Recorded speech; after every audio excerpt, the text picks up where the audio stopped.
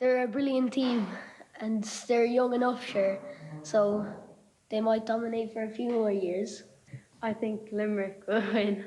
What gives you that impression? I just think that they're like a lot quicker and they're like probably a bit better than Cork, but like Cork is still a very good team. Who's your favourite player? My favourite player is Cian Lynch. He's just a good hurler and he's a nice lad. And he works hard. He does. He works very hard. He's a very good fella. Have you met him or any of the players before? Yeah, I've met him a few times. On the pitch after matches and stuff like that. And I'd say he always stops for a chat afterwards, does he? Sometimes he would. I think Sean Finn's really good, and so is like Dara Donovan and all. They're all really good. What impresses you most about those two players? I think just they're Sean Finn's so good for clearing it, and yeah. Then Dara Donovan's really good for scoring points. He played very well against Waterford anyway. Got man of the match, didn't he? Would you say they're the best team in the country, and by how much are they the best team in the country? Yeah, they're the best team in the country by a little bit. Just a little bit? Yeah. Who would you say are their closest challengers at the moment? Cork, Tipperary. I'm a bit nervous because Cork are a very good team. And I'd say they're very fast, and I'd say they have some good players like the likes of Shane Kingston and Patrick Horgan and Jack O'Connor. So, Limerick by how many points, Aaron? Give us a prediction here in terms of the number of points that they will win by. 8. 8. You've heard it here first. What about yourself? I'd say 4. 4. Yeah. I think Limerick will win by 5 or 4. I suppose the last couple of years have been incredible when you see the growth in the interest in Limerick hurling. We certainly see here the incredible potential, the untapped potential in lots of ways that's in this community and lots of other, I suppose, inner city communities. And it's frightening to think of what's coming down the track in terms of Limerick GAA when you see all the untapped potential within the city. I think a lot of work is going on to develop structures within the city to harness this potential. A lot more work needs to be done, but we've seen it over the last number of years here with these young Limerick hurlers. They're incredible role models, incredible ambassadors for the city, and they certainly are having a very positive impact on GAA in the city. And it seems, from talking to you a little bit, that it's only going to grow in terms of the city. That I was under the impression that the city had almost maximised its potential, but really far from it so far. The potential, the GAA potential in this city is absolutely limitless. Let's give you an example.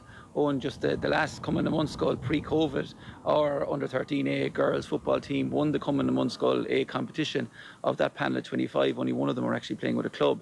So it just shows you the levels of talent that are in this city once they're harnessed now. And I think there's incredible momentum now behind Limerick GAA, and there's a massive opportunity to embed GAA within the inner city communities. Why isn't there a club here in Moyross?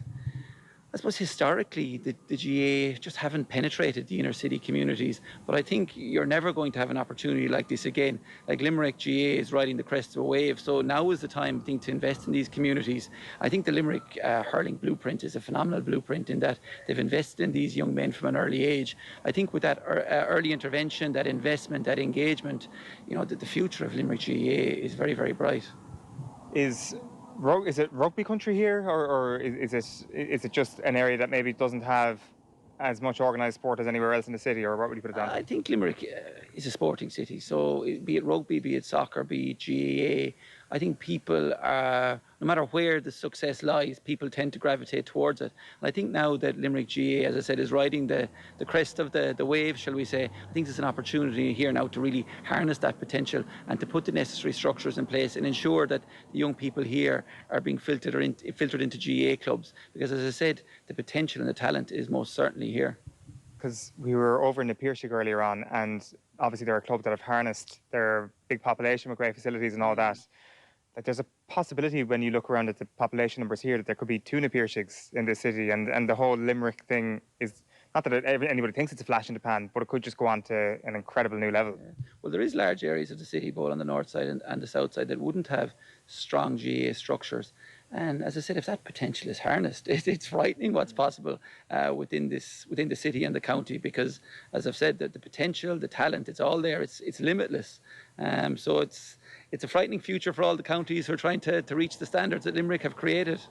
And you're a Clare man as well, we should say. We can see the fright in your own eyes. Yeah, there's a grudging admiration. But again, I think, as I said, the Limerick hurling blueprint, it's standing the test of time. And it's all about investing in young people.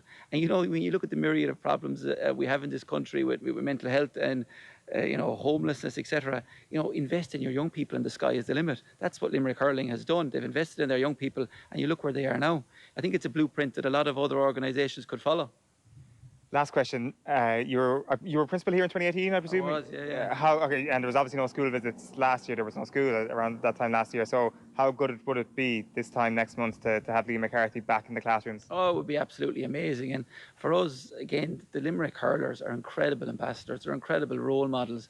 And to see how, I suppose, the children have become so enthused by GAA, our national sport, as a result of these young role models, they should be exceptionally proud of what they're doing and the legacy that they're leaving here in the city. It's absolutely powerful stuff.